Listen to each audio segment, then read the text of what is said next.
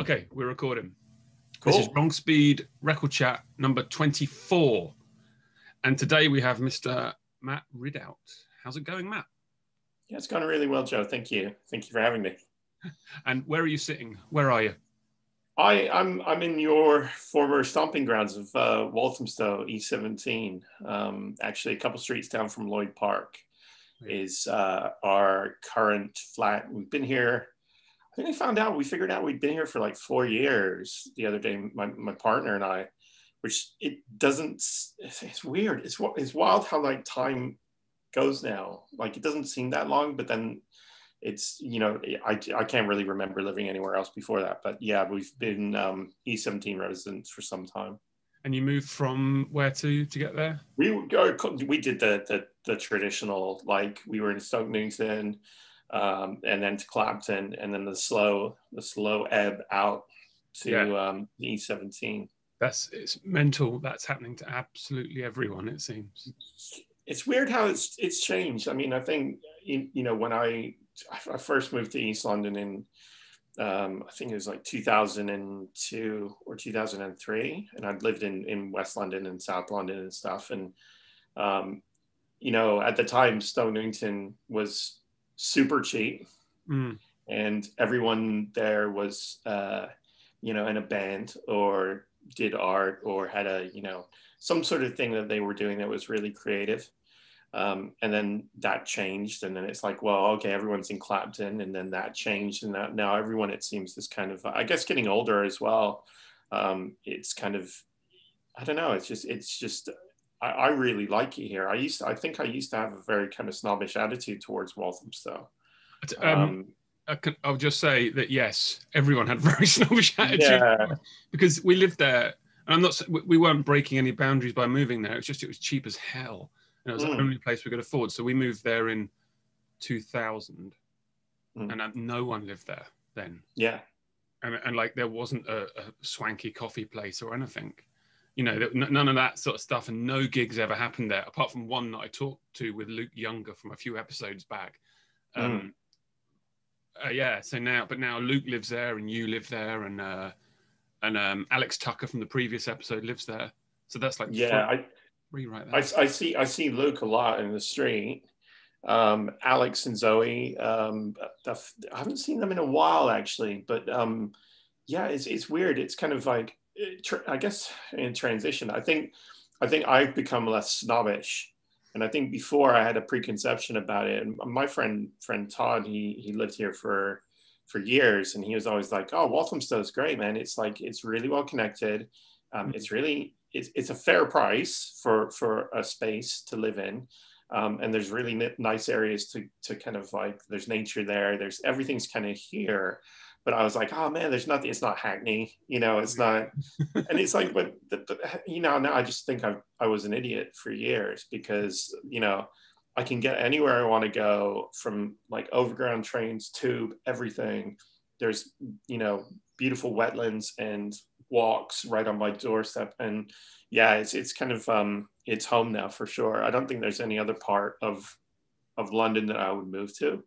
Right. I think if I would. Yeah. What this last year then you've been working from home, you say? That's right. Yeah. So what is it you do?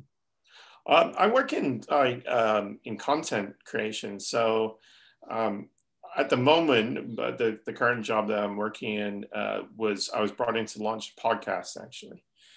So I do a food industry podcast, which has grown really, really well. And it's kind of like, it's basically, I work for a company who used to primarily do food events, but for food businesses. And it's all that kind of, it's stuff that's kind of in my wheelhouse. It's like plant-based, better for you, functional ingredients, all that kind of stuff, like the hippie stuff that I love.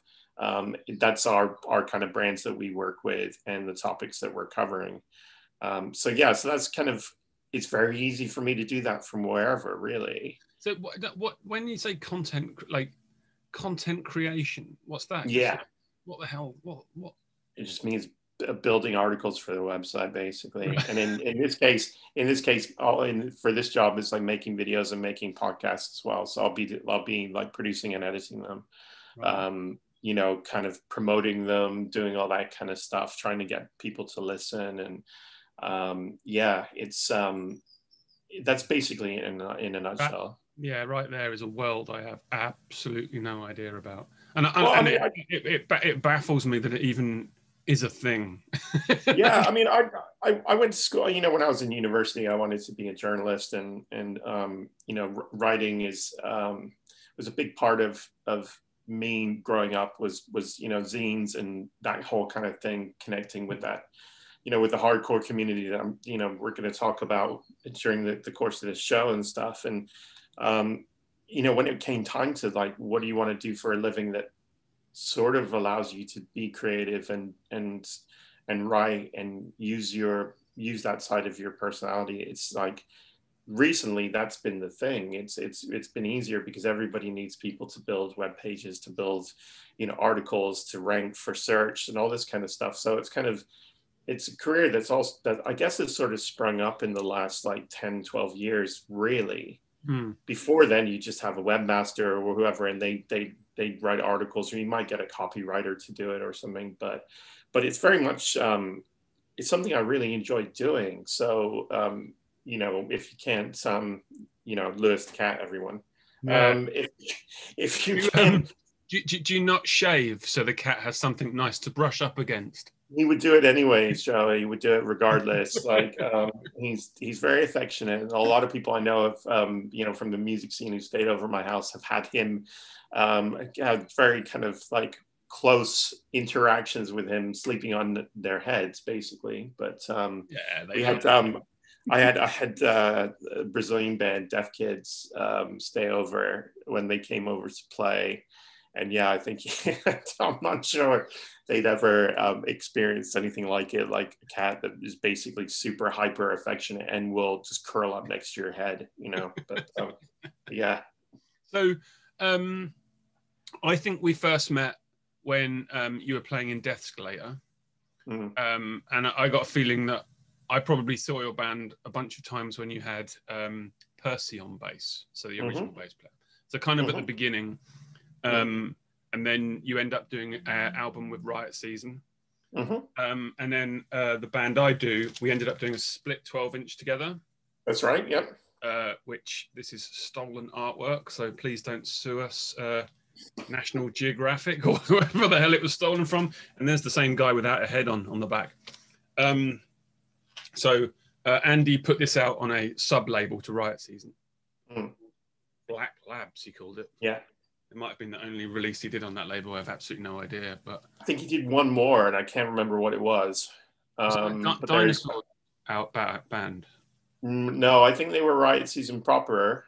That When Dinosaurs Rule the Earth. Yeah, right. There was something else. I'm sure there was maybe one more that he popped onto Black Labs. Right. Yeah. So we did this. I can't remember why. I'm not sure if you know why. Like, what was the reasoning? That I just can't remember it. No, I don't think there was one. I think because we did obviously we did the full length on Riot.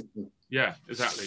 So oh, in fact, look at this. I've even got a review of it in here. All right. Random crap in this is a review from the Stool Pigeon.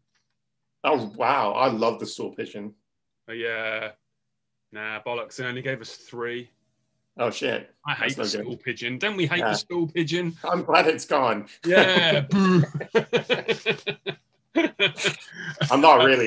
Phil and Stool Pigeon were great. I really miss. He won't watch this. Don't worry. You don't need to backtrack.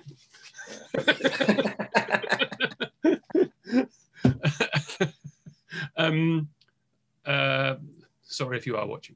And then after that, what talk me about the bands you did after Dethscalator. Well, yeah, I guess Dethscalator is kind of came to an end. We did the classic band tale of doing, you know, taking ages and ages and ages to do albums and then splitting up almost immediately after releasing it.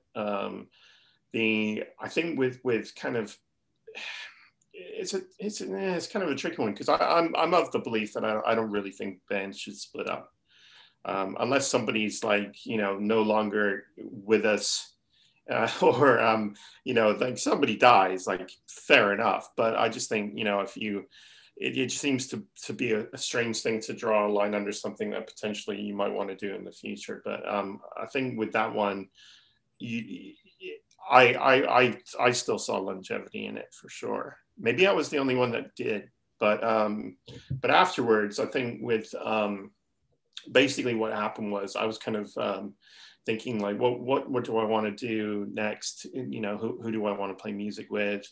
Ended up meeting up with a guy who was Greek, and he was kind of like, what are you doing? You know, you know, have you got anything in the pipeline at the moment? And we just kind of met up for a jam, and he brought down a bunch of guys who all happened to be Greek. And I became the only non-Greek member of a new group that we called Casual Nun. Yeah.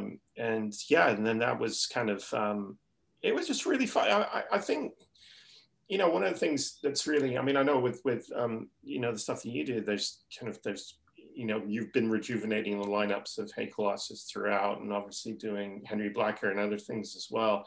I think it's like, you know, when you start playing with new people, it's really invigorating. And then suddenly it's like you have all these ideas and these new connections and things. And so that's the kind of, I think with Casual Nun, what I wanted to do was what I had wanted to do with Dethscalator, which was to kind of, I think one thing that when you and I used to talk when we would go and play shows, because Dethscalator, for those that don't know, we played a lot of shows with HColosssss. You know, for a time there, it was like we were playing all our shows with you guys. And one of the things that I was always like, you know, you and I would talk about records and about, you know, get it out, get it down on vinyl, get it out, move on to the next thing. And that's kind of what I wanted to do. And something that we never did. Dethscalator used to leave records on the floor. We'd go to record something, and somebody would go, oh, it's not good enough, or oh, I don't like that one song, or it's not, we don't have enough material for, you know, blah, blah, blah. And I wanted to avoid that. So I think with Casual Nun, that's precisely what I did. We basically were like, we're just going to go and record, get things out, you know, find a home for what we're doing, or we're going to release it ourselves. Yeah. So there you go. So you set up a label, right? Yeah, I mean, basically that came up from the first Casual Nun recording session. We went in with a bunch of songs, and we kind of were like, we're just going to record this this group of songs, and we did it with Wayne Adams, who I'm sure a lot of your viewers and listeners will know. Has a studio called Bear Bites Horse. He's done loads of bands like Death Pedals and Big Lad, and we'd been recommended to him by Luminous Bodies. You know, they'd recorded with him and they had a great experience, and they're like, you guys should go record with Wayne. And it was really my first time meeting him, like, cattail. It's basically, which is weird considering that, you know, we've kind of over the years we've definitely played gigs where one of his projects has been playing. Yeah. But I, you know, during that recording session was the first time I got to meet him. Instantly hit it off. His kind of way of working with us basically inspired us to do. We did 2 records in the 1-2 day session. One we just wrote on the spot. So the second record that ended up coming out on box it was recorded the same day as the first record. Right. Okay. And it was just, it was just kind of really cathartic. And during that recording session, Wayne and I ended up talking about, you know, we felt that there was a need for a record label, that there was, you know, all these good labels like Box and Rocket and Riot Season and all these places. But then there were lots of bands that he was seeing as an engineer that couldn't find a home with one of them. But he was like, this band's great. It's just they don't necessarily gig a lot, or they don't necessarily, you know, have the profile or whatever, you know, to get recognized. And that was it. It was like, well, let's try to scramble some money together and we'll put out a couple releases. We got Gordon from Luminous Bodies and Melting Hand involved, of course, Terminal Cheesecake. Yes, Lewis. Well, yeah, there's a baby crying. yeah, that's him making himself now. Come on then, come up. And then we got a guy, Graham Dyer, who's a really passionate music fan, goes to all the Baba Yaga shows in London, and he'd always kind of wanted to be involved in something like helping out musicians, you know, because he gets such joy from going to shows. So then we just thought, let's do a collective. We'll all put a little bit of money in what we can afford, and we'll start off by releasing our own bands. And then we'll try to do other bands. Yeah. So So how does it work? If there's 4 of you, and like I know with Rocket there's 2 people. With Riot Season there's the 1. Yeah. You can tell me if I'm wrong, but maybe Box is just 1. Because is it just Box is 1? Yeah. Yeah. And how does it work with 4 people and releases? If I came to you with a record, how would it work?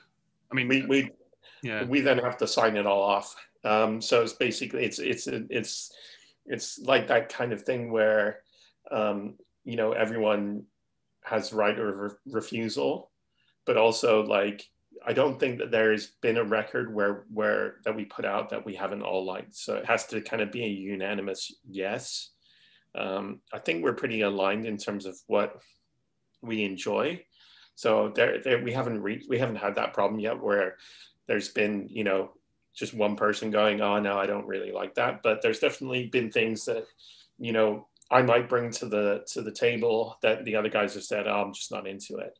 Right. And that's the end of that. So you have said no to things then. Yeah, I mean, yeah, for sure. And things that maybe one of us has really, really been keen to put out, but then the other guys haven't. And so it does work as a pure collective. You know, we all have to kind of agree on stuff. Right. And then you just go home and cry for a few days. Yeah, or try to help people, like maybe put him in touch with somebody else, or you know. But there haven't been too many. I'm trying to think of like you know, real times where we've had. I mean, basically most of the things that by the time it gets to the point where somebody's coming to us and asking us if they can release for us, it's probably something that we might have been talking to them already, because the 4 of us talk all the time about what we like. Right, so yeah, it's kind of it's really fun. I love being involved in the record label. I'm not sure if I could do it on my own, right? Because there's, you know, finding the time to do it amongst like day job and all the other things I want to do. I think I would struggle with the weight of it in a way. There's certainly I think the actual mechanics of putting a release together and getting it off to press and getting it out is easy enough. I think it's the other stuff that you know, the promotion that is the really hard thing, and that takes a lot of time and energy and effort and patience. Do you use a PR person, or do you do? No. Yeah. Right. No. I mean, we're talking about it. We basically this past year, we've just started turning enough revenue to hire someone. And so we've got, we hired Aaron Ward, who a lot of people will know lives in Bristol, and he's doing all of our post and fulfillment, and he's starting to pick up on the press and stuff. So we're kind of going into that direction, but really slowly at the moment, because it's not something that we've really had budget to do before. So so Aaron's doing a mail order from Bristol. Yeah. Yeah, so all our mail order goes to Bristol now, rather than coming to, which is in a lot of ways is very helpful as well, because we were just running out of space for the stock. You know, in my flat, there certainly isn't the room. In Wayne's studio, we were running out of space because you know, he was needing it for more and more to rebuild his actual studio. So yeah, it was becoming kind of like, we need to figure out something to do. How many releases has Hominid done? Oh God, I think we're up to like 40 something. Cool. Yeah, I mean, we're on catalog number 48, right, but it's gone a bit skew with here and there, right? delays. Yeah, so there's some, but this is, I mean, the majority of stuff that we've done has probably been cassette. Vinyl releases, we probably got about 15 or 16 maybe now in the 4 years. I think we're doing about 3 or 4 a year on average. Yeah, right. So yeah, it's you know, it's we certainly moved pretty quickly in getting stuff in and out, but it's like our initial goal was like we just want it to self-sustain. Yeah, and if we have the money, we're going to invest it in something. We're not going to, you know, and that's fortunately that's been what's happened. Yeah, I think everyone I speak to and everyone I know, like somewhere on our body we have Operation Break Even tattooed. Yeah. And that's yeah, it's I mean, it's the mantra of like all the bands that we do as well. It's like, you know, you just want to break even, and if you don't, well, then it's not that big a deal, because if you're enjoying it, that's the most important thing. Exactly. So yeah, that's you know, what I say. but yeah, it's been fantastic. I mean, we've managed to put things out. I think, you know, that initially, I think definitely there was a space where we were like, right, these things would never ever see the light of day. Now it's probably less like that, because I think there's more people doing similar things to us. As you know, there's more labels, which is, I think is really great, because that's where the bottleneck is. If there's not enough people to release the records, that you know, they won't make it out there. And I think that people are too scared to do it themselves. Or there's an element of people who think it's an impossible thing to do. Still, you know, like you watch the documentaries from 1980. And it's like, we just made our own record and we cut it and we did it and it was really easy. Yet still, 40 years on, there's kids in bands going, "How do you do it?" It's like it's kind of not that hard. Like, it's not that hard. That's the thing, and I think just, you know, the actual process of, you know, working through like getting a record ready for a release, sending it off to production, getting the test pressings back, all that stuff is so simple. I mean, when I first started in making music and in bands, it seemed like wizardry, even though I come from that DIY scene where it's like, but I'd never done it myself. And I think it's, you know, it was always kind of like this mystery of like, oh, how do you get a vinyl record? It's like what I say to the, you know, the kids and whatever else is, when it comes to like learning stuff, you can only do one thing at a time. So it's like one stage at a time. Like, you can only do this bit that's in front of you. Okay, so it's record the song, right? But then the next stage is mix the song, and then the next, you know, like you can only do one. Like, but the minute you think of everything at once, in any walk of life, it becomes seemingly impossible. Like, I want to go on holiday. Okay, now that seems completely impossible, because there's 100 things you need to do just to go on holiday, and it's like, you know, have clothes, put them in a bag, buy the ticket, sort your passport out, get to the airport on time, get on the plane, fly to wherever the hell you're going. Like, there's 100 different like crappy things you've got to do just to be sitting by the pool in some crap hole in Spain, and you think, oh yeah, this is impossible, I'm not bothering with that. But it's just one thing at a time. Like, I think that's right, and it's just going through, and you know, it's a bit like, you know, people, and we've had this from bands that have been on, you know, we're going to be releasing, and it's kind of like, you know, before COVID. You know, it's like, oh, well, you know, so what gigs have you got lined up? What are you planning to do? That kind of story. And you get, you know, oh, well, we don't know what to do. And it's like, it's not, you just need to start contacting people. And, you know, it's like, like there is no mystery behind it. It really is as simple as as basic as just communicating with people and getting in touch with people. And, you know, once you've like booked tours with, you know, French promoters and German promoters, and you've been the person who's been just going, hey, you know, we're looking for a show in Rouen on the 9th of February. Can you get us in? It's a Monday. But you really need it. Let's not talk about Rouen. That's the most recent gig in my life where I've played to absolutely no one. It was Rouen. Yeah, but Jordan, I mean, he's a nice guy, that Jordan. I love that town. It's a beautiful town. Yeah, it's beautiful. Like, it was it was an insanely sunny day when we were there. Yeah. And there were people out in the streets, and outside the venue we were playing, they were all in there like doomy metally t-shirts and whatever else. I was like, man, this is going to be awesome. And like, not a soul came in. Yeah, I mean, we had a similar thing with that, but it was still the funnest gig. Like we went to because Joan of Arc was executed in Rouen. Yes. So there's like we went to the Joan of Arc memorial, had a lovely like sit outside of this French cafe, went to do the gig, and it was like, yeah, there's maybe sort of 10 people there, but it's just one of those. I think that's the thing. I think it's just one of those. Sometimes it just doesn't matter.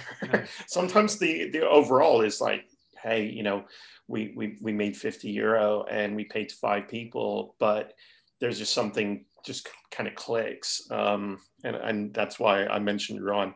Sorry to bring up bad memories. We had a good time. It was a good time because it was Henry Blackett and Lois Slaughter. And 4 or 5. Oh, that's a good mix. Yeah. Yeah, and it was fun, and you know they're good people, and we're good people. We shared the driving, and we was in the van together. But no one came. yeah.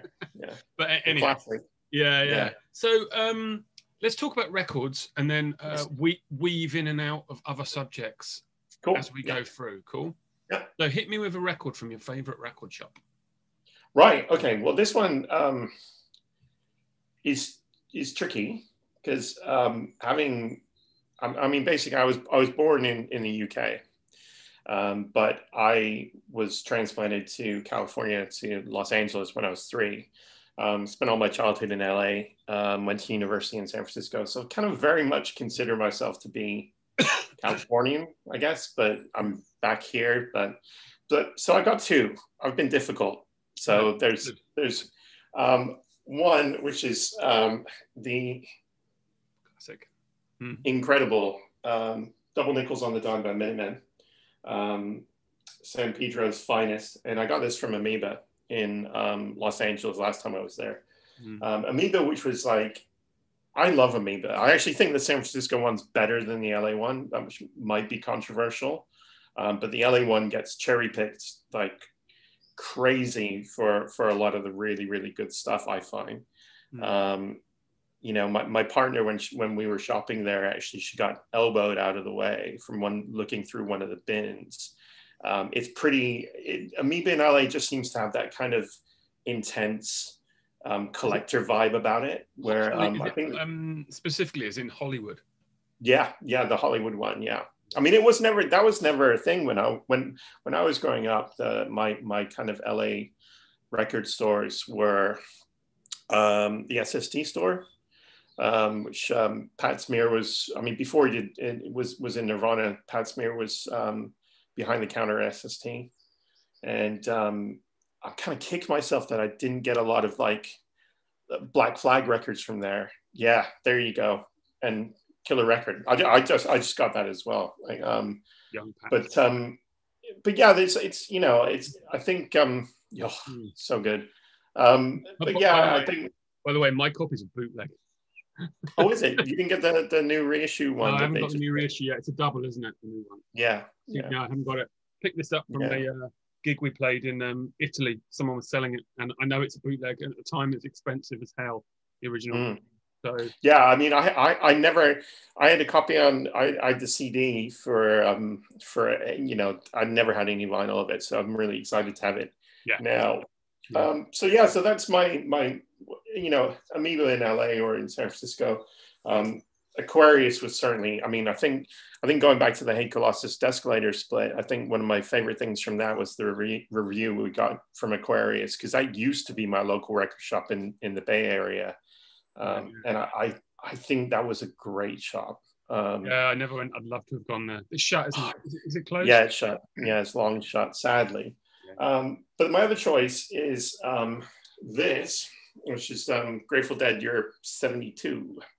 And I got this from Flashback in London, which I know you've had Jimmy on, which is, but they're definitely, I think, I mean, there's lots of good record shops in London, but I know so many people at Flashback, and I mean, I guess it's like the typical old guy thing now is I'm starting to appreciate the Grateful Dead. Yeah. And I have done in the last couple of years has been, you know, teenage me who grew up surrounded by Deadheads and just thought that's the worst thing on earth is now like, oh, actually, yeah, that 20-minute version of Morning Dew is pretty good. You're turning into Greg Ginn then. Basically. Yeah, you know, but yeah, so this kind of popped up on, I remember seeing it on, I think it was one of their Instagram posts, like they just kind of, they're flipping through the racks of new stuff that had arrived and that popped in and I was like immediately on to John Patterson, who's one of the store managers in Shoreditch, right. Version of Flashback, and went down the next day to pick it up. I think Jimmy was there, and it's that kind of thing of like, you know, when you know people, when you have like a relationship with people that work in a record store, it's just that extra nice thing of like there's a connection with them. You know, I don't know. There's just something really nice about Flashback that I How many for people that don't know, how many Flashbacks are there? I think there's three. There's three because there's a small one in Crouch End. There's the one on Essex Road in Islington, and then there's a Shoreditch one that's just off the end of Brick Lane. Yeah. So. And I kind of find, I mean, you know, I don't buy or find a lot of secondhand stuff from Flashback, but I do buy a lot of new stuff from them. Yeah. You know, I think they get in a really good selection of new records. You know, yeah, I think it's a great shop. I really like going there. Yeah, cool. I love Flashback. I probably haven't been there for maybe 2 years because I don't think I've been to London for over a year. And that wasn't for record shopping when I went there then. And I certainly, I haven't, but I do like it in there. The last thing I bought in there was a quadruple 10-inch by Thundercat. Wow. Yeah, absolutely hopeless format for an album.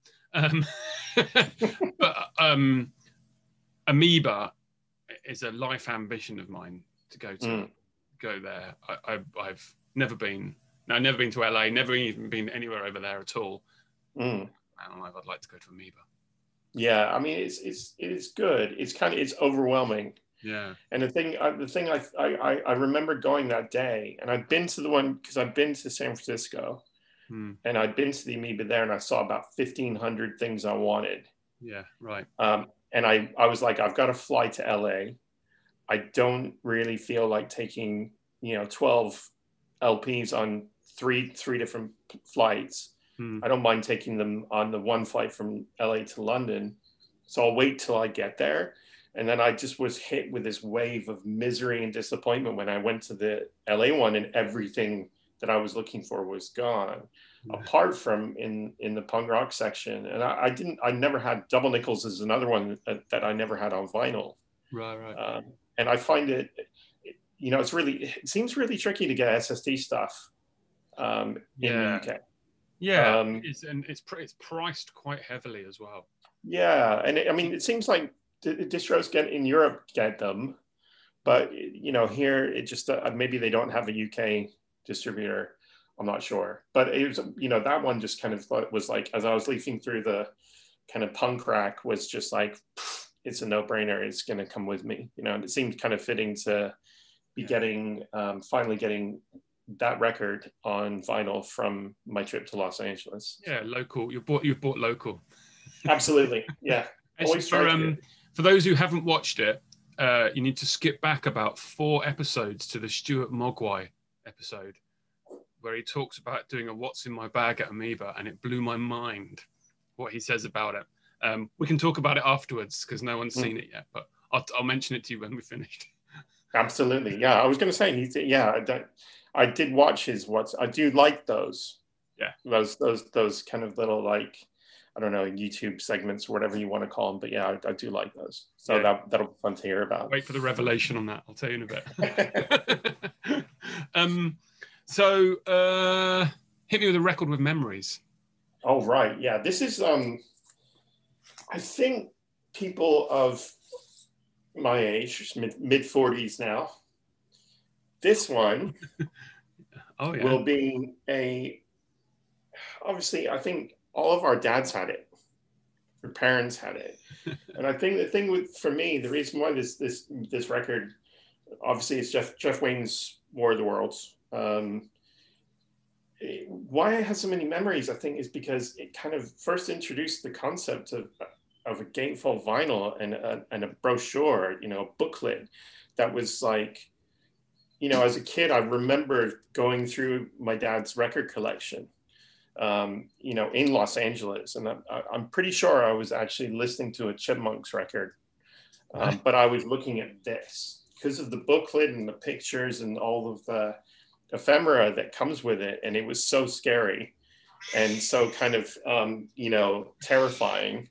Yeah, the cat's terrified as well. It was so impactful to me. I mean, I think, when you see like the kind of beautiful, I'm not sure how well the it looks good. The art that goes with it, and obviously Richard Burton and the whole thing was a genuinely scary record to be playing to kids.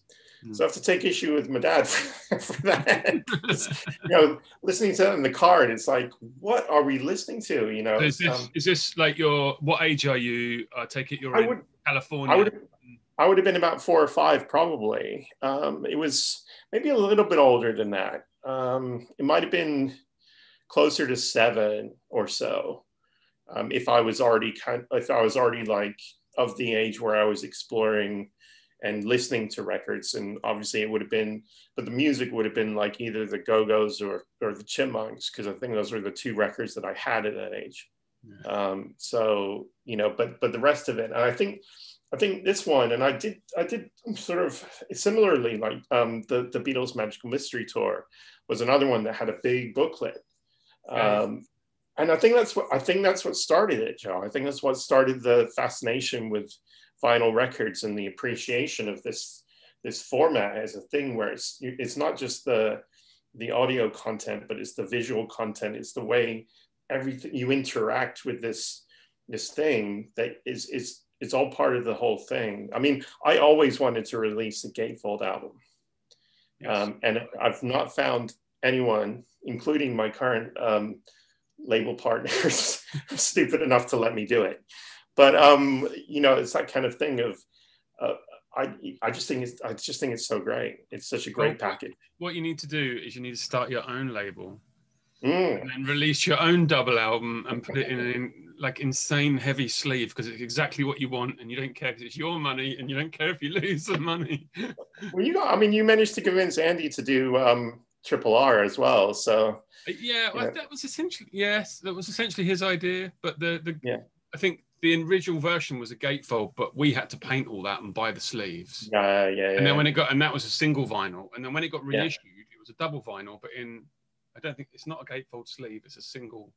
Right. Single, So so just do your own label, and then you don't need to convince any of the other losers. But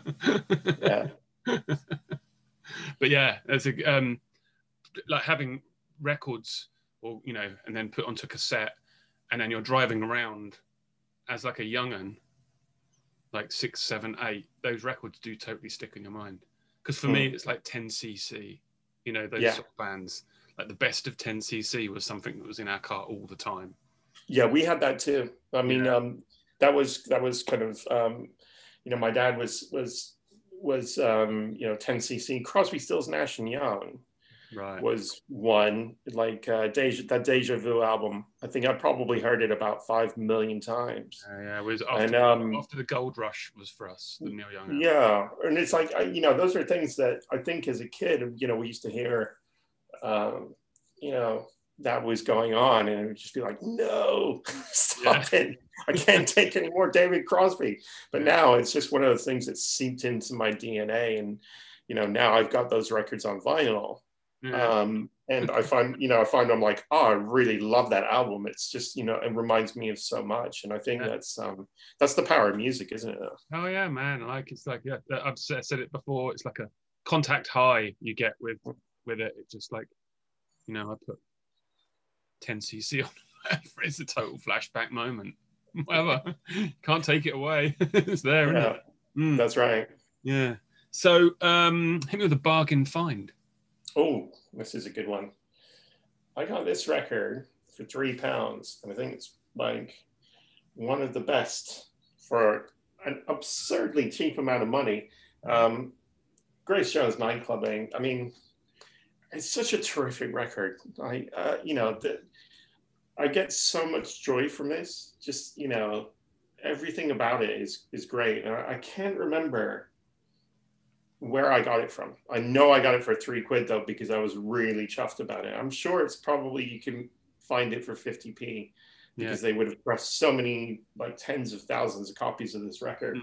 But, this one for me sticks out because it's in really good condition. Like there's a little bit of like edge wear, but it's practically like a, VG plus on the whole thing. It's great. And I love Grace Jones. So being able to find that and just be like, super cheap. Yeah, and it's probably been reissued. I bet it's like a 22 or 23 quid reissue as well now. And it has. It might not even, like you say, it might not be a record that's worth any money. And I said this to Will in the previous episode. But that's not the point. The point is that you've spent £3 on it and you've had hundreds of pounds of joy out of it. Yeah. That's where the value comes. You've not bought like a white label Beatles thing for 500 quid and played it nunts. You wouldn't even play it, You've bought that for £3 and you've played it 100 times, and that's where the value comes.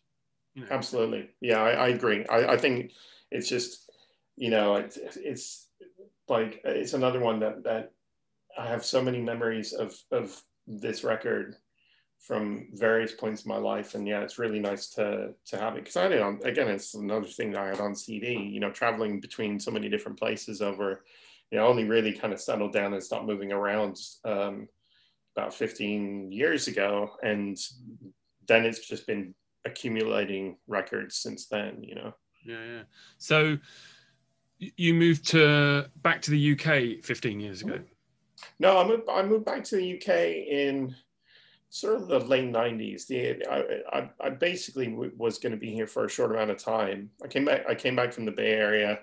I was living downtown San Francisco, kind of running out of money, which is the San Francisco story, I'm sure.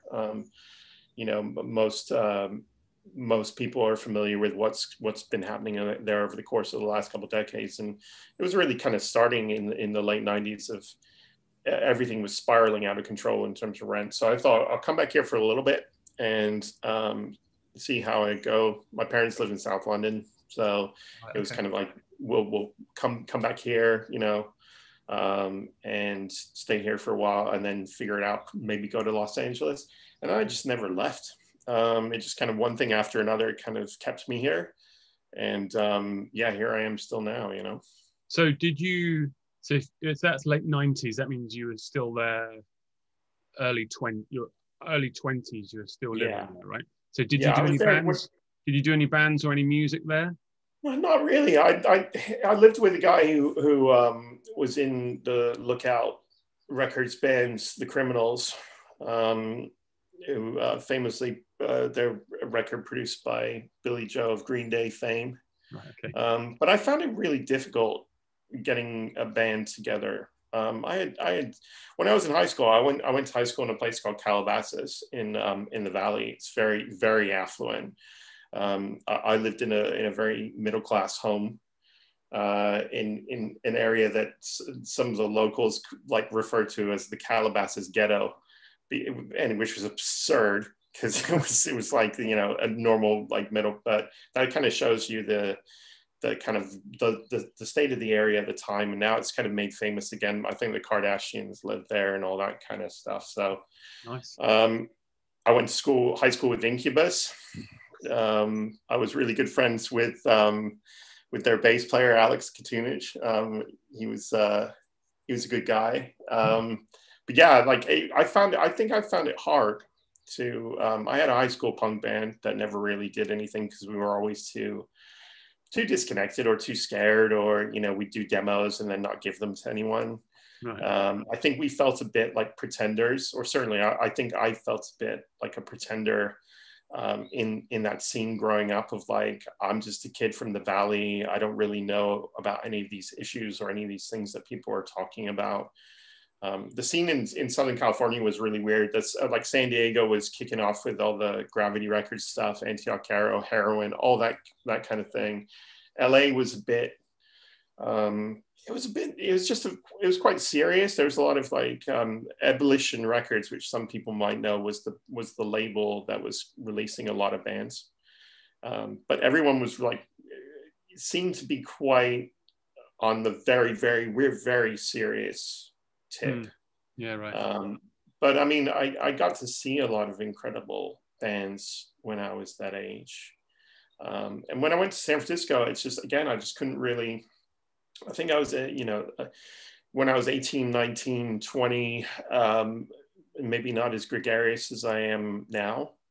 Found it difficult to be like, oh, I want to do a band with, and meet people and stuff. So I think I kind of shied away from stuff like that. But I was going to Gilman Street every weekend, and living with Brady, who played in the Criminals, was hilarious, fun. He's still friends, still a good friend of mine to this day.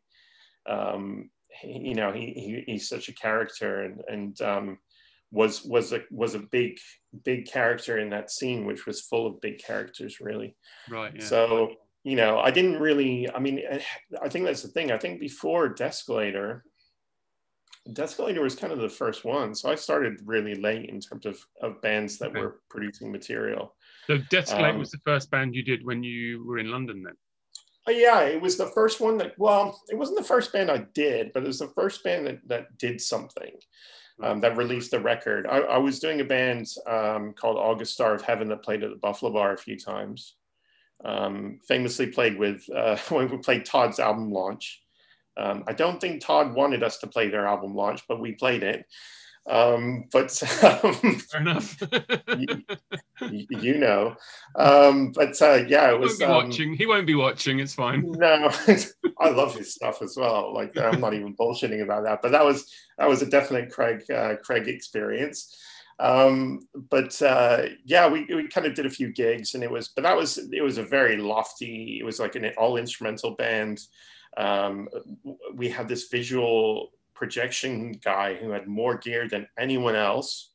So it was like because he was doing these, I mean, it was incredible work that he's doing. He's a German visual artist.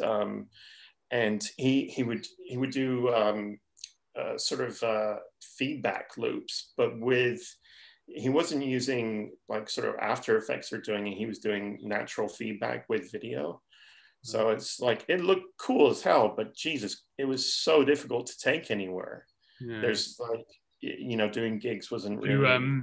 in those situations then, say you're supporting Todd and your man rolls up with all his gear, did you feel inappropriate? Yeah. Oh, 100%. Yeah. Because it's like taking over. I mean, you remember what the Buffalo Bar was like. Yeah. We occupied a good quarter of that front floor space with just his equipment. Yeah. So in front of the stage, so it's like, it was just a wild, it was a very lofty idea, but it definitely had its moments. But I mean, after that, I think I'd relocated to Stone Newington. I ended up kind of meeting, John Free from formerly of Penthouse was doing a band called Gin Palace. Yeah. And I just started tour managing for them. Right. And that was my first kind of connection to understanding, I think, how things work. And I think,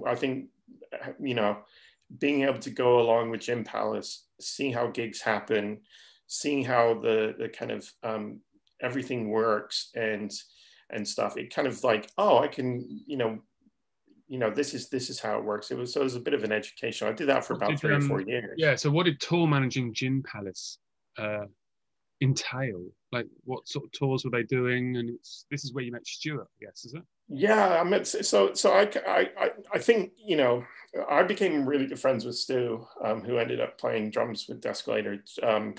And that's kind of how I ended up palling along with Gin Palace. I think initially it was very much like, oh, just come along to the gigs. And it was like, oh, do you mind getting the money from the promoter? And then it was like, so it was kind of a slow drip into that wasn't really a professional tour manager by any stretch of the imagination.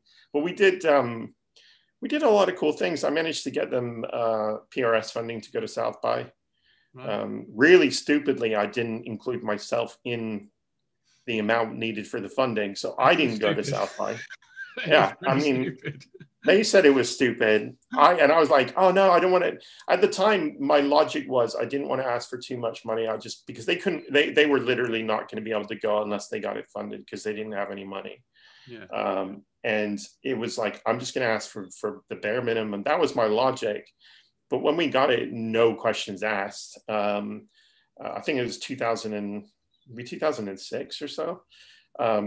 Yeah, I was a bit like, shit, should I ask for more money? And then I could have gone as well. And that, I mean, that was an amazing, probably one of the really great South by lineups. I think Mayors were playing and a bunch of other people that I would have loved to have seen. But yeah, so that's what I did for a bit of time. And I think during that, it was kind of like Stu, when we started playing music together, it wasn't like, oh, I've been hanging around with you and we're really good friends, let's do a band. I was actually putting the band together with another guy. Right. And I didn't want to ask Stu to come play because I felt it was stepping on, Jim Palace's toes. To be like, oh, hey, do you want to play drums in my band? I was like, no, that's not cool. It's going to look like I'm trying to steal their drummer from them and stuff. And it ended up being that, like, this guy who I knew who was in the band as well, and this bass player asked him, and we had a rehearsal, and it kind of, I think their goal for the band, or at least where they were heading, from style wise, was very different to where I wanted to be. They kind of wanted to be this kind of like maybe more screamo kind of thing, which is just not what I'm about. And I remember when we were meeting up beforehand, I was like, I don't want to do a screamo band. I don't want to do it. And it's like, they're like, no, we don't want to do that either. And then suddenly we're doing all these kind of things. I'm like, this kind of sounds like we're doing a screamo band. But when they got Stu to come down and play drums, because the drummer that they had like basically just flaked out, it ended up with like, oh my God, I've got this, like, we're totally connecting. We're playing like really loud, heavy, obnoxious stuff. And basically those two other guys got fed up and left the rehearsal an hour early. And it just, me and Stu just ended up staying on and just, and that was it. That was kind of where it began. Yeah, I was thinking, because I did get a couple of records out that I thought were perhaps of influence. Yeah. Although actually, having said that, I mean, this band here, I think this record came out after you'd started, but I'm talking about their earlier ones. And it's the Brain Bombs. Oh, Brain Bombs, yeah. Which seems to influence quite a lot of bands, despite the lyrical content. Yeah. and also, of course, the Jesus Lizard record. And I feel like Dethscalator was somewhere in between these two bands, maybe. Yeah, I think the thing with Brain Bombs, I don't think I'd heard Brain Bombs until after, I know this sounds like sacrilege, but after Dethscalator had been going. I think for me, it was always Carp was a band that I saw when I was a teenager, and just like, I mean, I've got one of their records here, and was completely transformative for me. And I'd always wanted to do something that was a bit like silly but really heavy. Yeah. And that's when Dan kind of came to London, and he'd been playing in Hunting Lodge in Bristol. When he came to London and he put an ad in, I think it was in Collective Zine, and it was like Hunting Lodge singer, Six band, Black Sabbath meets ZZ Top. Yeah. Okay. Yeah. And to be fair, that sounds like more something like, Lords or something like Chris Summerlin would done much better. But that was our template. We just did it really, really badly. So for me, it was like, Brain Bombs kind of makes sense when I think as a point of reference to what it ended up sounding like, but we didn't go into it with the Brain Bombs thing. Right. Yeah. We did go see Brain Bombs together in Paris. Yeah. Right. Okay. I was going to ask about that. Yeah. I spoke to Tanya from Bismuth in a previous episode, and she went up to Newcastle to see them. I think they played like Newcastle and Paris. and that was like their 2-day tour. Yeah. Now the Paris one, they played that. I forget the name of the festival now. It's like the Noise Festival there, and but they played at 9 p.m. So a lot of people would come over to see him, missed them. We actually just luckily managed to get, we just were like, oh, let's just go down to the venue and just hang out. And yeah, called them. They were good. But it's, I think there's more mystique with that band than actual, Because like they don't play. That's the Malcolm McLaren thing. Don't let anyone see the band. Yeah, they were. It was very weird because there's obviously a few guys in that band that are very serious, and then there's some guys in the band that are having a great time, and I think that was the thing that was the weirdest thing about it was more that they had like the guitar player had a huge grin on his face, like loving playing, and the lyrics are just horrific. It's just like that. I'm very conflicted by them. Anyhow, let's move on from Brain Bombs because I sort of have a couple of records by them, but I just don't really know what I think. Yeah. I'd probably I kind of agree. Yeah. I've got a few by them, but I don't know, man. I don't know. Exactly. Like, I'm not a teenager. Do you know what I mean? Hit me with a record bought on tour. Oh, right. Yeah. Okay. So this kind of let me go through these guys here. Casual Nun, obviously being the three quarters of the band are Greek. We got to go to Athens, and I got this guy, ZZ Top's Fandango. €5. €5, which it was. Athens is not a cheap place to get records. So getting that for €5 is was really cool, and obviously I snapped it up as soon as I saw it. We did a gig there, and we kind of played it, and it was one of those things where we flew that day to Athens. We were borrowing gear from the one of the local bands that are friends with most of the guys from the band. Yeah, and it was a Sunday night. And, we kind of like, okay, what time are we going to play? Okay, you're second on, and you're going to play at 10 p.m. And my partner came along with us for the trip. And, we get there, we set up, we sound check, we have some, nice food from because all like the European gigs with the catering and everything. It was really nice. It was a beautiful evening in warm in December. And, like 9 o'clock rolls around and the venue's empty. And it's a big venue. Yeah. It's probably like a 350 cap venue. It's empty. And my partner, Monica, was like, there's no one here. And I was like, starting to feel that pit in my stomach, your Rouen feeling. I know that feeling. Yeah. So, but I'm going, that's fine. That's fine. There might be some, when you play places for the first time, you play for 10 people maybe, but inside I'm dying, because I'm thinking like this gig's going to suck. And we've just, we've come all this way. And then it's like 10 o'clock comes on and the opening band are sitting right next to us. And I'm like, when's it? Is this show happening? And then, 11 o'clock rolls around and it's the first band still hasn't gone on. But now the place is people are starting to arrive. And then by like 11:45, the first band goes on and it's full. And then we played at 12:30 on a Sunday. And I'm my sensibility is going, this is crazy. But it ended up being such a wonderful show. It like, packed audience. We sold all of our records, which we kind of figured out the next day that we priced everything very, very cheaply. Right. We were selling records for like €12. And, this €5 Fandango is the cheapest record. Like new records there are like 25, 30 euro. Oh, wow. So we were like, yeah, we sold everything. This is great. But, I think we were, but it's, that I feel comfortable with as well. I'm glad we sold records that, that people could afford to buy. It's really weird when you do go to a new place like that and you don't know the customs You don't, as in the custom, the behavior of the people that go into the show. You don't realize that, you know, because we play places at 2 a.m. And yeah, as a UK person, you know, by 8 you're getting a bit, you're like, come on, let's go. By you know, and time ticks on, and you can't believe at 2 a.m. flocks of people have come out because it's a hot country. Yeah. The whole world, and I mean, they slightly upside down anyway. Everything seemed to just go on for ages there, like never shut.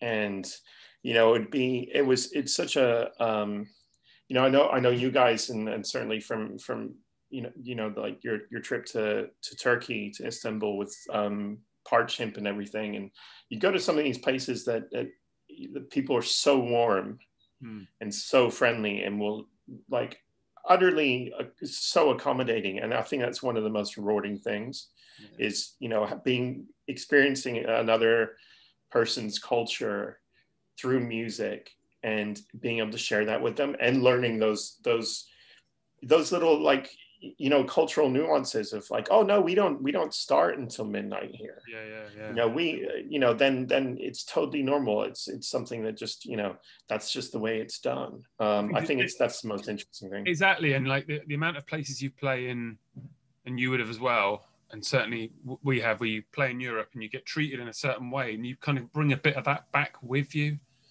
Yeah. So you might end up getting involved in putting something on, and you think, okay, yeah, no, people get fed and people get looked after, and we should bring some of that back over to this like hellish island and sort of introduce it.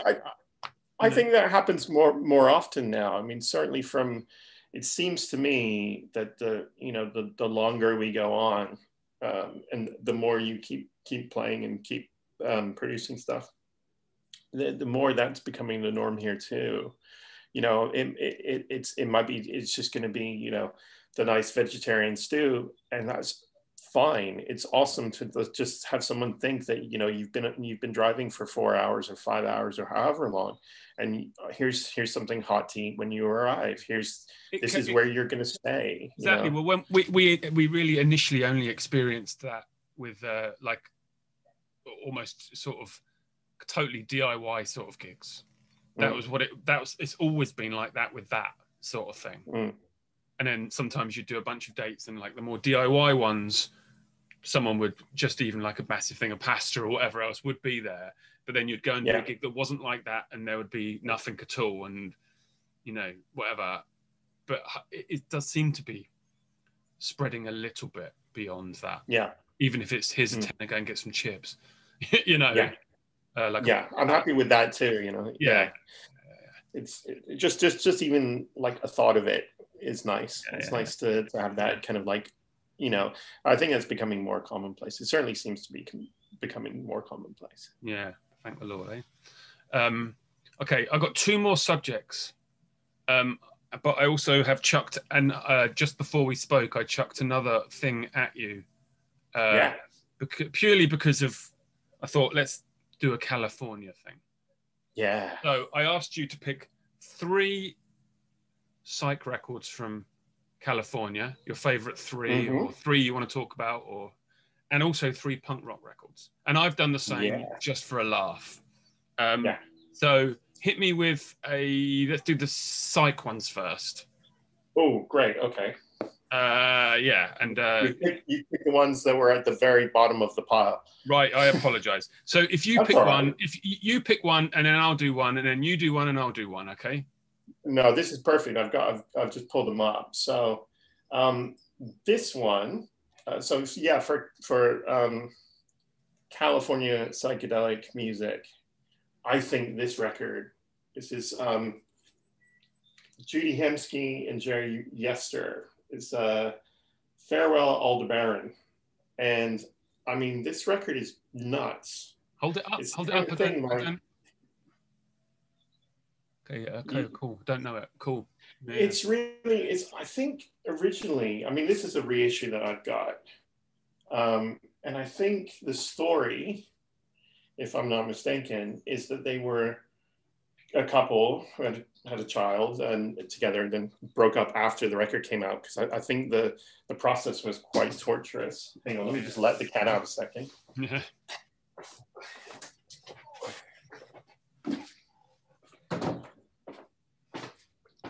But yeah, so I think they did the record for Zappa's label. Okay. In the 60s.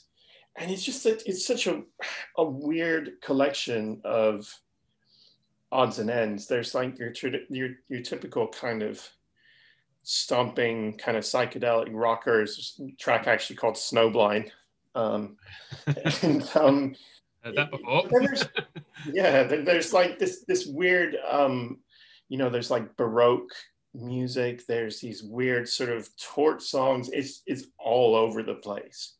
And it's just such an I actually read about it in a book, Unknown Legends of Rock and Roll, which is an excellent book. And one of my other selections is also another person from that. It's quite a left. There's that band, the Left Bank. Do you know them? Yes. Yeah. They do that. They'll go like stompers and baroccas. Yeah. Rockers and baroccas. It's the weird. It's such a great record to listen to. Like, because it does a little bit of everything, and it's just weird. It's the kind of thing that, a lot of people say, oh, you'd never be able to make that nowadays. And then Richard Dawson will come along and will make that nowadays. But like, this is something that is a bit like what I think he's doing, and the projects that he's doing are doing, where they're completely upending, the conception about what you need to do to make a record and to produce a record and music. It's just a great listen. Yeah. I've got a couple here. One's the most obvious one ever, but I'm just going to show it, and we don't even need to talk about it. I'm just going to show it because I think that it's one of those records. Oh my god! Oh yeah, that's. So it's. I'm not even. We don't even need to talk about it. It's Love Forever Change. Yeah. If you've not got it, then don't even bother messing about. Go and get it. Oh my god! Probably one of the best records ever made. So we can skip on it, but that's right up there for me. And I don't care that it's completely, almost Beatles size in its obviousness. Oh, but it's so good. Yeah. It's so good. So, yeah. Do your second? Yeah. So my second is Skip Spence 4. Yeah, great record. So before anyone in the comments goes, he's not Californian, he's from Canada, I know. But he obviously was doing music in the Bay Area and part of that whole Moby Grape thing. And, I would very much consider him a Bay Area musician. And that record's just unreal. It's, again, obviously the kind of the mental health issues that were occurring, which probably drove it, aren't nice. And I think it's, like when you're talking about Rocky Erickson and stuff, it's not. I'm not sure if the kind of end result is worth someone going through that much suffering and personal turmoil for it. But it's a hell of a record. If anyone hasn't heard it, it's a hell of a record. It's a monster, that one, for sure. Yeah. My second one is slightly less obvious, but still pretty obvious. The Chocolate Watch Band. Oh, great record. Yeah. Yeah, and I don't care that I buy reissues. By the way, I'm happy with reissues. I'm not spending big on albums. I don't care. Yeah, it's all I can afford, Exactly. So this is a total stomper like that. Yeah, like Kinksy in places and whatever else, and I love it. Yeah, the artwork is pure classic. Yeah, it's a great record. Yeah, so No Way Out, Chocolate Watch Band, love it. And my third one is I would be remiss if I didn't choose something by Chrome. So I went with Half Machine That Moves, but it could have really been any one of the early Chrome records. I adore Chrome. It's fantastic stuff. Yeah, see, weirdly, I need to dig into them. For whatever reason, they've never crossed my path, and it's going to be one of my things to check out Chrome. Yeah, it's one of the, I think because of Helios Creed being on Alternative Tentacles for some of the releases, I always remember seeing his name in like Maximum Rock and Roll. and like, you know, the mail order sections of things that I'd be like, who's this Helios Creed? Who's this Helios Creed? And then when it kind of came across it, I was like, whoa, this is absolutely amazing. And yeah, I mean, I think I kind of went into it ass backwards. So I didn't obviously was really aware of what he was doing in the 90s through his solo stuff. But yeah, I'm a big fan. Yeah. So my third one is one of the biggest bands ever. I actually had to check to make sure they were from there because I wasn't actually sure. But it was, we used to watch them on TV when I was young. They had their own program. But this was the film they made. Oh, that's so good. Yeah. I just had to, I had to doubly make sure that they were at least LA. And they are. Yeah. Exactly. I just didn't know. But again, a reissue, don't care. But Pauper Song is one of the greatest songs ever written. It really is. I mean, I have, that's the thing with the Monkees. I think it's kind of slighted for the made up band actors, blah blah blah blah blah. But there's so many good songs in there. I used to watch the TV show. Yeah, that's so for me, that's where we knew them was that. Yeah, and it was like in America when I was growing up, that was in syndication along with like the Brady Bunch and I Dream of Jeannie. If you were sick off school for a day, that's what you're watching. You're watching you're watching like 3 episodes of the Monkees and then I Dream of Jeannie and then maybe Bewitched or something like that, you know. The crazy thing was that's the same here. Like we watched the Monkees and like they stopped filming them like 68 or something or 69. Like they, you know, so they were still being repeated 20 years on. And I think they only did like a couple of like maybe two years of I mean, I might be wrong, but I don't think they ran for a very long time either. So the fact that they were still in syndication in the 80s and into the 90s. I mean, it's one of those things watching that show. I thought that's how all bands lived. Yeah. And like you live in a house on the beach, you've got a landlord who's like asking you for the rent and you're like, oh, we got to write a song about it. You know, it's like, you know, so one of the biggest disappointments, I think, of like actually realizing that's not what bands do is when I was like, wait, you know, bands don't live together. And like, now I'm like, that's great. Cause I would never, ever want to inflict myself on anyone that I played music with in terms of a housemate. But it was that kind of thing of like, oh, that'd be amazing. You live in the house and then you write songs together and you do all, you know, that would be great. You run down to the seafront and then run away from the wave. Yeah, exactly. Yeah. Yeah, that's just what it's like, you know? Yeah.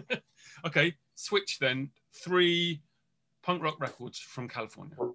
Right. Let's get to, where are they?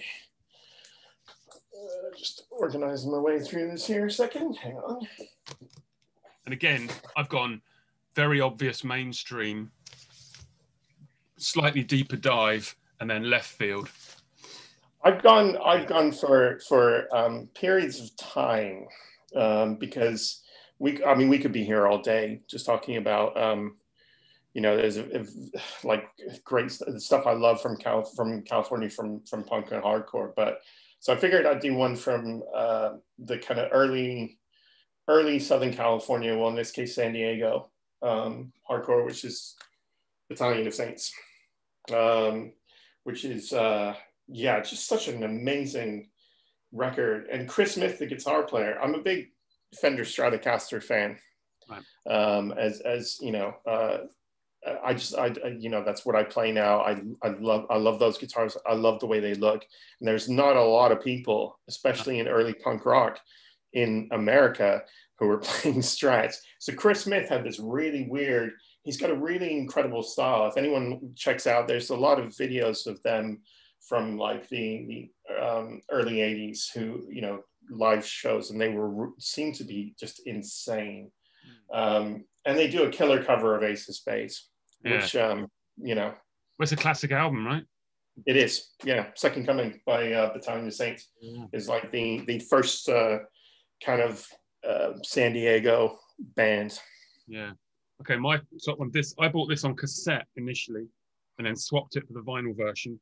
Again, it's not the original press because it's a Virgin version. Came out on American in 1983, and it's the first Suicidal album. Oh, I used to like absolutely love Suicidal. This record completely stands up still. Yeah, it definitely does. It's a total monster. And I actually like Join the Army. I actually like the following record as well. So, but this one in particular is a total monster. I spoke about it with John Richards a few episodes back, and we talked about the fact that Glennie Friedman produced it and took all the photos and was heavily involved in them at this point. And that I didn't know at the time, but learned later on. And it blew my mind in a very positive way. But I absolutely love this record. Yeah, that's an amazing record. I actually really like them straight through, up until the point where it gets a little bit silly in the sort of early 90s. But the How Will I Laugh stuff, and when they became a metal band, I remember going to see. My family came back here for a couple of years in my first years of high school, and I went to the Clash of the Titans tour at Wembley Arena, and that was Suicidal Tendencies, Testament, Megadeth, Slayer on a bill together, and I went there to see Suicidal. And Lights, Camera, Revolution. I remember liking that record, and that was the record they were touring. Yeah, and I still got it. I still probably do quite like it still. So and it's just Rocky George doing solos over everything. It's incredible. It's it's a fun. They were a fun band. And it's him from Metallica on bass at that point. Yeah, Trujillo. Yeah. Yeah, it's crazy. Yeah. Hit me with a second then. So my second Southern Cal, staying in San Diego, but this is kind of like the early 90s stuff, is Heroin. Love it. With the founder of Gravity Records was obviously in the band. And Gravity was a really big thing for me. I think, when I discovered, living in Los Angeles, and like I was saying, it's like there was a kind of a different. I used to go to San Diego a lot to see shows because we all thought it was better. It was a place where either we were going to move to San Diego or San Francisco after high school. There was so much more going on there, and I think that whole. I don't know. San Diego, is it a significantly smaller place than the other? Yeah, two? It's quite small. So this is the center more like focused. That can sometimes help a place, right? Or sort of. I think the problem with Los Angeles is Los Angeles was so big, and also the focal point for like mainstream music. If that is Can't give this dog a dentty stick. Hello. You're shouting at me. It's a nightmare. Sorry about. But it's kind of like that.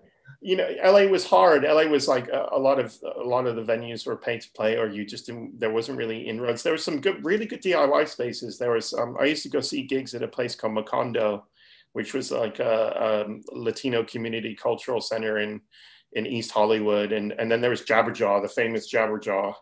I've got 7 inches, I think, with Jabberjaw. Yeah, that was. I mean, there were spaces, there were gigs, there were things. It's not like it was Los Angeles was as much as of a cultural wasteland as I think we acted like it was. But we were really looking elsewhere, and it was the Bay Area. It was Oakland and the East Bay in particular. We were looking at bands like Iconoclast and obviously Neurosis at the time we're still Lookout Band, and then we were looking down south at San Diego and the Gravity stuff and Drive Like Jehu and all that kind of thing that was going on there. And it just seemed like we didn't have something that was as invigorating.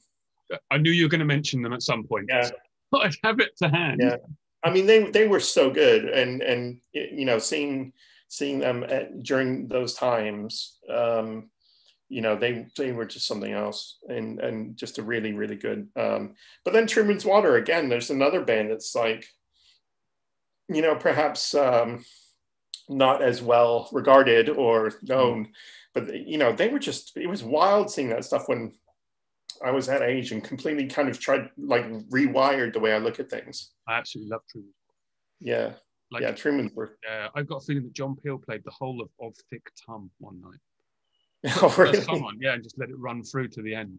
Yeah. Yeah. And the story is that me and my friend went to see them in Windsor at the Old Trout, and we got there, and I've said this story before, but we got there and it was packed, and we were like, holy shit, Truman's Water are really, really popular. This is amazing. Like, we're totally in the right place here. And the support band went on, and they were like a new Britpop band, and they were like, I can't remember their name because they went under a fake name, but all of Blur were there, and all these people were there watching this Britpop band play. And it turned out to be Elastica, and it was their first ever gig. Oh, wow. His first ever gig was under a fake name supporting Truman's Water at the Windsor Old Trout. And then when they finished, the place completely emptied, apart from about 10 of us, and we watched Truman's Water play. And it was brilliant.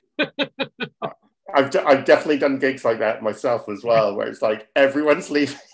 Yeah, exactly. Dethscalator played after David Yow's Key in Strasbourg in France once. Yikes. And it was the thing where there were two promoters promoting the show, and one of them was like our friend who she wanted to put us on, and the other guy who booked Key was like, no. And so he eventually relented and put us on afterwards. And we blew out a really great gig in Bordeaux, which is like a fantastic place to play, to drive 12 hours to Strasbourg and then play. And it was like, you know, we got told that we were the mop-up band. It's just like, while they're cleaning the venue, you'll be playing. And it's like, oh, Christ. David Yow, though, was really cool to us. He was very accommodating and really sweet. Like, which I know people have had different experiences with the guy. So, you know. Oh, I don't know. I like the mop-up band. That's a good phrase. That's one. Yeah. Yeah, that was... Dethscalator. That was fun, yeah. So my second one is... Oh, wow. Yeah, that's a little bit before my time in San Francisco, obviously, but they have such a... They've left such an indelible impression. Have you seen the documentary that they did on Bay Area punk? I don't know, maybe not. It's pretty heavy on the old Green Day, but as you would expect, they need to make some money. But also Green Day were obviously a part of that whole thing. But yeah, Crucifix are very on that label. Oh yeah, that's a great record. Yeah, which is so it's like Crash related label, right? Yeah, sort of. I think, and then I think so. Yeah. The European pressing of it. It's been reissued lately, but it's a great record. Yeah, I need to get the reissue of that. Yeah, so I had it on this afternoon. Once I texted you. So we started recording this at 7, and I phoned you at 6 to pick these records because I thought, that'd be good. I was out walking the dog. I thought that'd be good fun.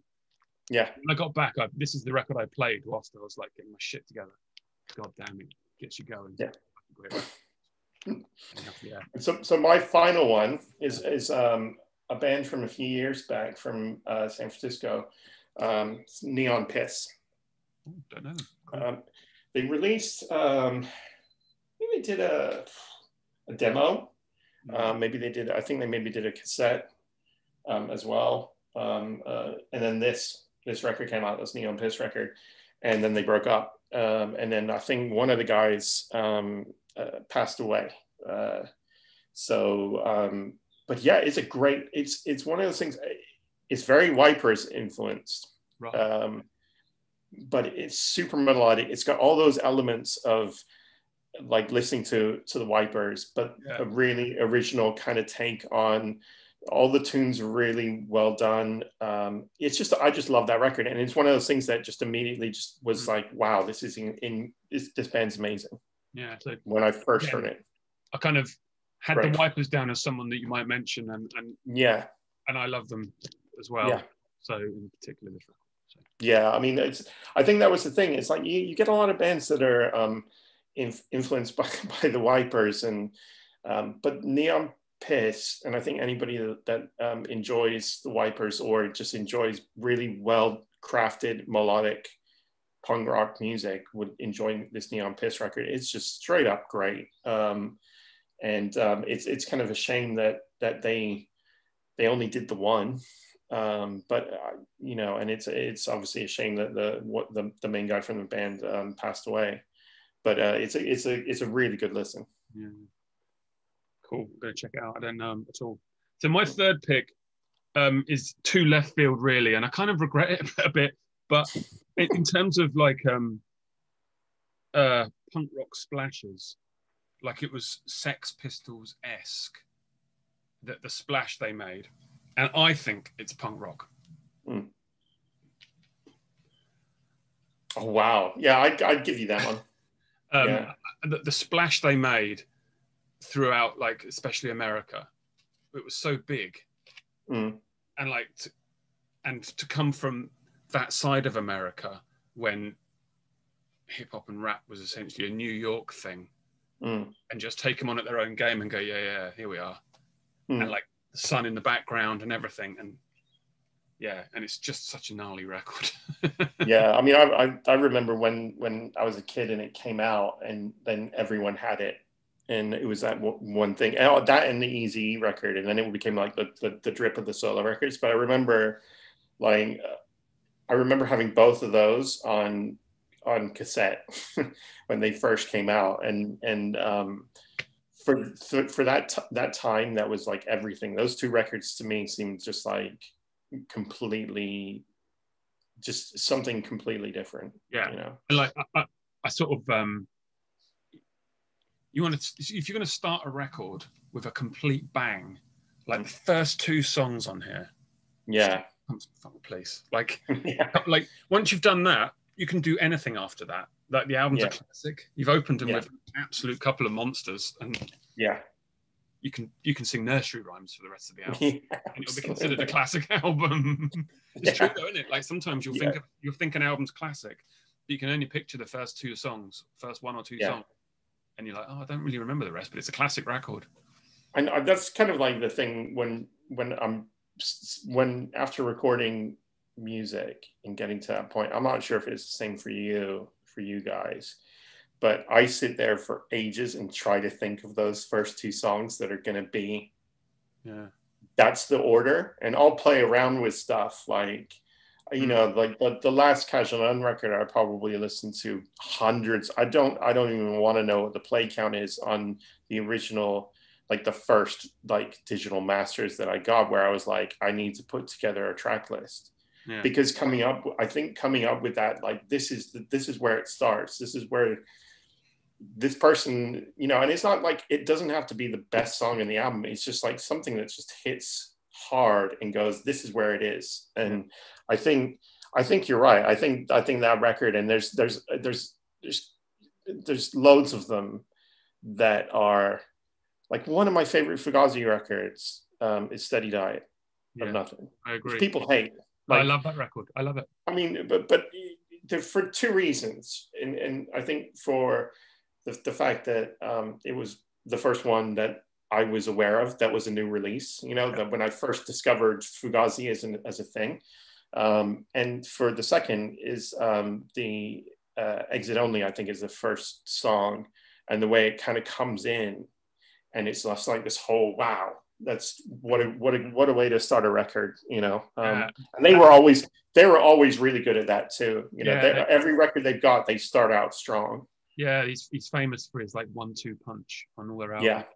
And it totally wins you over immediately. And that album in particular ends with that song where they're singing "We Will Not Be Beaten Down." Yeah. Oh, God, I love that. It's such a great record. I find it strange. It's one of those things where I find it weird how much people hate that record. No, I love it. And they call it themselves Steady Diet, no reverb. Well, I mean, it's very dry.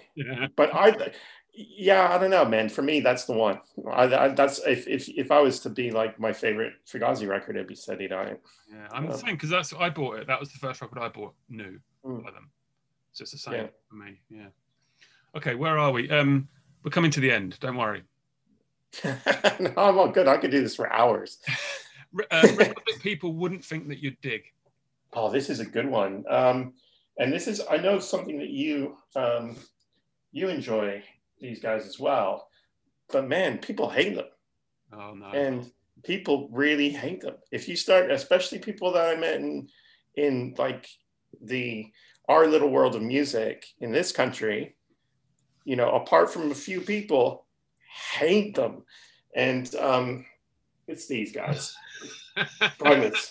I do like that record. I do like that record. Yeah. And I like Frizzle Fry, the one before. Yeah, I love that the thing with, like, I think when I first started playing music, and I was very much into, like, I think when most young people, and I was 13 when I picked up a guitar, it was very much like, who's the best? Who's the best? And it's like, read guitar magazines, and then you find out who the best is, and then you know, it's Eddie Van Halen or whoever, it's Joe Satriani or whatever. And the thing with that, I think, you know, at guitar magazines, and still to this day, because I see people that reviewing really cool stuff and it turns out they say, oh, it's a guitar player. But there's obviously people, you know, like us who write for Guitar World or whatever, if it's still, I don't know if that still exists. But, you know, in the review section of those magazines, and sometimes the interviews, like, turned me in a completely different direction. Right. And it wasn't, you know, those were the magazines that I was reading, and those were the people that I was following. And one of them was an interview with Dave Navarro from Jane's Addiction. Yeah. And I was like, who's this band? Like, and this guy's going, I learned everything, and then I unlearned everything, and you should just go listen to Bauhaus, and you should listen to Daniel Ash and see what he does. He does more without playing than most people do by playing. And I was like, whoa, that's kind of a heavy thing, you know? And then one of the reviews that I read in the guitar magazine was for Primus, and it was talking about, you know, the guitar player Larry Lalonde and how he studied with Joe Satriani, but he was kind of unpacking knowledge. Right. And you know, it kind of like, I guess people maybe look at Primus and go like, oh, it's funky slap bass, blah blah blah. But to me, what they do is not a million miles away from, you know, what Captain Beefheart was doing. I agree. And here's the thing for me is a band like Primus came out when the funk metal thing was happening. And that's probably what launched them a bit. But a lot of those bands weren't really, like Faith No More weren't, but were stuck in with it. Primus, I think, were unfortunate and got tied in with it a little bit. And I think that's the same with a lot of music genres. And I talk about this with Stan. This. I might edit this bit out because this is embarrassing, okay? But I've recently learned how to edit these things. I won't edit it. There's, you know, like the glam metal scene that happened, like we're talking 80s. Yeah. In LA, I'm talking that Motley Crue era. Some of those bands were not like that, but got lumped in with that. So have been stuck with it. They probably their label sort of said, look like this and you'll do better. And I think that's what happened with a few of them. And essentially some of them were just blues bands. And if they would have just worn like jeans and t-shirt like AC/DC, I think that their career would have been better and lasted. And they wouldn't have been damned by that 2 or 3 year window where they had to like have their hair out like this and like makeup on and stuff. As awesome as they might look. It's like I know, you know, Andy from Riot Season and I have spoken about Faster Pussycat a few times. Yeah. And they 100% fit into that, where it's like they basically could have been, you know, that more legit blues band, but then like the hair up to the, but yeah, I think, you know, and the thing about that time is I think when I started to really like them, so like Jane's Addiction and Primus became my two things, and then I just dipped out of everything else.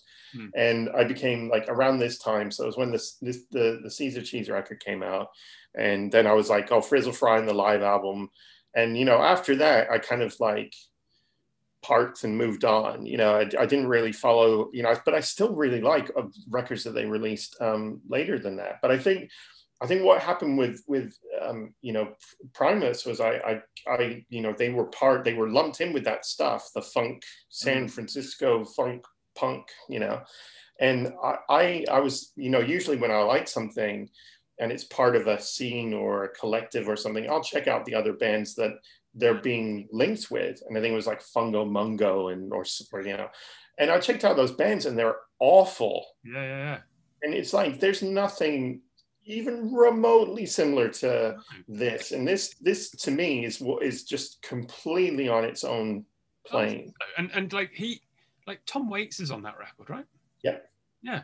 And am I right in thinking around that time as well, there was a brief point where Primus were kind of Tom Waits' backing band, or I think they're on Bone Machine. So it's like which is one of my favorite Tom Waits records. And I'm sure Lur, and I think they might have done one or two songs with him. And maybe there's some other records. People probably know Tom Waits much better than I do. But I know that there's on Bone Machine, they're on some of the tracks with him. Yeah. So like, and that is not embarrassing. No, like that's just awesome, right? And man, if you talk about Primus, like people hate Primus, which is kind of like, to me, I still, and I was having this conversation with, I saw Wayne from Hominid Sounds, Big Lad, and all that kind of yesterday for the first time in over a year. Yeah, and we went for a walk down along the river down to Greenwich from Woolwich, and we just ended up talking about, we were talking about me doing this, and I was because he's a Primus fan as well. But it seems like this thing of like, oh, if you mention that, like what? there's a real I think there is a strange prejudice against them, but I think you've nailed it. The real thing about it is that they were lumped in with something that maybe they weren't. And I think for people that like more sort of weirder esoteric music, they should check it out. And definitely Frizzle Fry as well. The only thing with Frizzle Fry is the production's a bit, I don't think it favors them too well. No, maybe not. I like them both. But... Yeah, I mean, they're great. They are great records with great songs. And, I still, to this day, cop loads of stuff from Larry Lalonde. It's just that playing out and the chromatics and doing whatever you want and knowing your space within the overall piece. As a guitar player, I think, he's had more influence on me than anyone else. Oh, radical. Okay, this is the last subject. Hit me with favorite 10-inch and any thoughts on that. I love 10 inches. Man. Like, we obviously, one of the things when when we first started doing Dethscalator, I just wanted to do 10 inches. Like, I was like, we're the perfect band for the 10-inch because we only write about 20 minutes worth of music, cumulative, in any block of time. It's perfect. Let's do 10 inches only. But then, you get smacked in the face with the reality of like, it costs the same amount to produce a 10-inch as it does an LP, which maybe some people aren't aware, but it's the same. It's like unit cost is the same thing pretty much. So the reality of somebody spending money to, and for some reason people don't buy them as well, apparently. I'm not, I'm not afraid of buying 10-inch records. But it seems like that seems to have become a thing where no one buys them and they're expensive. But I love them, so I picked two that are both from bands that are very, very dear to me. The first one is Mustache is Wild by Carp from Tumwater, Washington. Obviously, Jared from Carp now plays with Melvins. But one of my favorite all-time bands. I had a very, I've met him a couple of times when I've been at shows or been introduced to him by mutual friends, and he's one of the people that I probably make feel uncomfortable with my fanning. But I went to see them when I was a kid, and I think I was on this really serious, like, hardcore path of like, your music has to have this message. It has to be on a independent label that's distributed by, people taking the record to the shop themselves. There can't be any form of process in it. You know, I kind of did the very extreme hardcore thing when I was a teenager, and I thought that's the way you needed to be, and you needed to be deadly serious about everything. And I think seeing Carp and listening to them and the amount of humor and fun and weird stuff that they throw in, you know, they'll throw in like Cheap Trick lyrics into the middle of a song, and you know, it's like, oh wait, you can do a band and you can be humorous and have fun, and it really shook me out. I think it was like the jolt I needed to stop maybe thinking too much, and maybe focus more on you know, making things that I'm pleased with, you know, producing. You know, anyone that isn't aware of who Carp are or what they are, there's a fantastic documentary which I think is on Amazon. I watched it. I watched it somewhere, either Amazon or whatever. I mean, it's a really depressing story. I mean, I can like blow it for anyone that's, you know, it's really sad what happened in general to them. And again, it's the kind of thing of substance abuse, and you know, it's really tragic story. But there's something that about that band of three guys who were from a place where you get beaten up for being three guys like they were. You know, and they grew up in a place where you if you're weird, you're going to get beaten to a pulp by the big kids in school, and they just said fuck you to everything and really took it on and just did it. You know, they found a weird home with K Records, right? Yeah, and I mean the frustrating thing about that is, I think that I got the impression that there's some sort of dispute between them and K, or K didn't pay them or something, and that's why you don't get reissues of their stuff. Because now it's like 150, 200 quid to get on vinyl. I haven't got copies. Yeah, and it's anytime it seems to come up, it just kind of gets quickly brushed away, and it's a shame, because I think of that time, I think there's sometimes people say that they're just a Melvins Rip band. And I think that's incredibly unfair. And I would say I prefer every single one of their records to anything the Melvins have ever done. Did you get the, was there like 1 7-inch of the Whip? Yeah. I've not got the reissue of that. But that was like their band that they did with, is Jared and Joe and Scott, the drummer, who died in a boating accident. Yeah, I picked that 7-inch. I picked that 7-inch up at the time. It was weird. Like it was just like £1 or something, like in a bar. Yeah, I mean, they I think they would have been great as well. You know, it's but yeah, this band, this record means a lot to me. And my last second one, because I couldn't just pick one, of course, is the mighty Born Against Battle Hymns of the Race War. It could be, I mean, obviously you got 9 patriotic hymns right behind you. You know, this for the same reason, I think Born Against were one of those bands that just injected humor and a sense of wryness, and it was something that was, I think, you know, being from like living in America and growing up there, you know, Sam has a sarcastic element that, I mean, that book is fantastic. And everyone should read it. You know? Everyone should. Yeah, it came out last year, and it's Born Against singer Sam McPhee. It's awesome. But I think is they bring something in that's like that. You know, you had a lot of political hardcore bands who are just going this and this and this and this is shit. And I think with Born Against, they approached it from a way that was like really fun and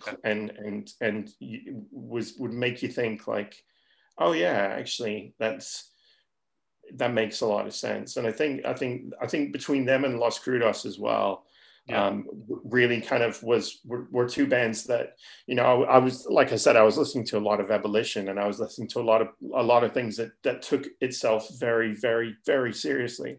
And, you know, they were young people who were like, this is, you know, we need to, there's no kind of like, you know, interpretation. This is what we're saying. Whereas Sam and, Martin of Krudos, they kind of, I think they had nuance, and that was really different for the time. Yeah, I love both those bands. I agree entirely Yeah. on what you're saying. Born Against especially, I just think it's so like musically radical as well. Like it sort of does, like the riffs are like kind of twisted, and it's been recorded so, I don't know whether it's well or incorrectly or something, but it just sounds so damn good.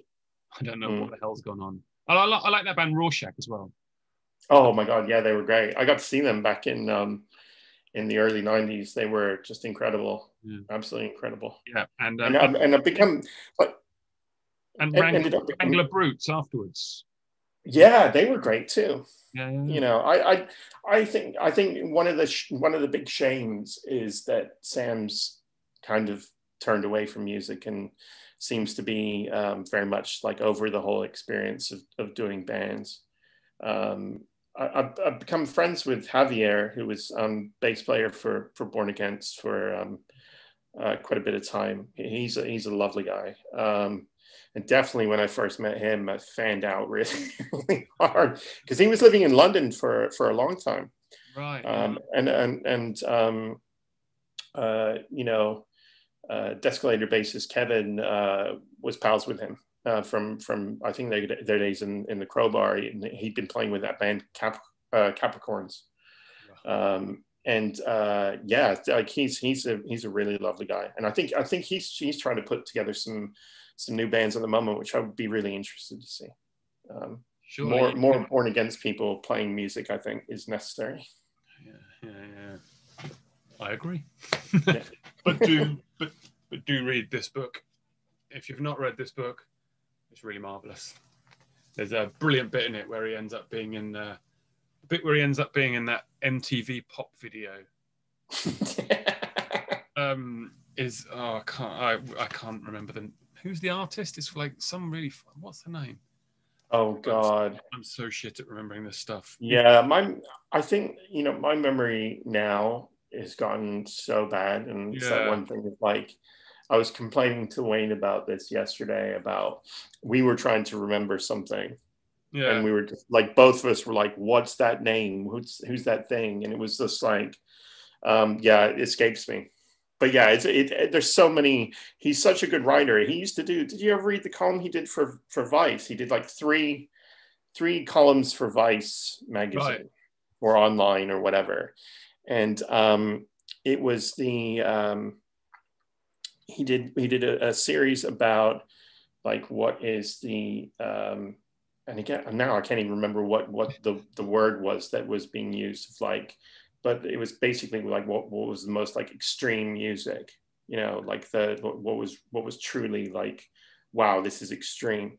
And he chose for one of them 1,000 Lives to Die by Stickmen with Ray Guns, as his track. And it was like because it's basically the guy's sort of talking about drinking himself to death. It is, I mean, and when you get cut down to it, the lyrics are just grim. And then the other one was Kansas's Dust in the Wind, and he's going through and going through the lyrics of Dust in the Wind, which when you listen, I mean, for such a song that's like mega #1 hit in America, it is bleak. And it is one of those songs that's one of the most depressing songs ever written. So if you Google like Sam McPheeters' Dust in the Wind, you'll find those articles, and they're amazing. They're absolutely amazing. He's got his wit and his sense of humor is just, he's very good at the written word. Yeah. Right. Let's call it a night. Yeah. Thank you very much for giving your time. Thank you so much for having me on. It's been my pleasure. It's been good to catch up with you. Let's hope we meet up in real life at some point soon. Absolutely. That would be great. So what I'm going to do is we're going to wave goodbye, and then I'll stop it, and then we can stop and talk afterwards if you want. Excellent. Stop the recording now. We're going to wave. Bye-bye, everyone. Thank you very much. Bye. Thank you. Bye.